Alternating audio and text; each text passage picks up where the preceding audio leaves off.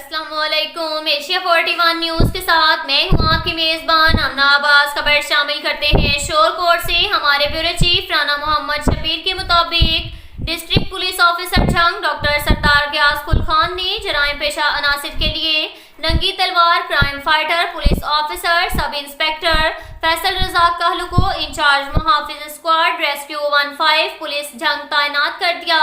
یاد رہے کہ S H O Faisal Raza کہلو سابق ڈی پی اوز اور سابق آئی جی پنجاب سابق آر پی او موجودہ ڈی پی او سے ان کی پہلی تعیناتی میں بھی جرائم پیشہ عناصر کے خلاف کارروائیاں کر کے انعامات اور تعریفی اسناد پا چکے ہیں اور ضلع جھنگ کی ایس ایچ او کی لسٹ میں اول نمبر پر موجود ہیں۔ ضلع جھنگ کی عوامی سماجی حلقوں کی خواہش پر district police officer Jhang doctor Sardar Ghiyas گل خان نے انچارج ریسکیو 15 تعینات کیا۔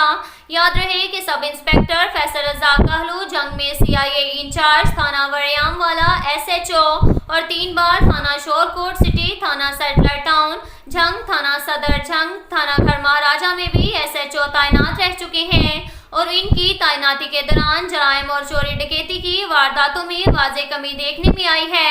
جرائم پیشہ افراد اور منشیات فروش علاقہ چھوڑنے پر مجبور ہو گئے تھے۔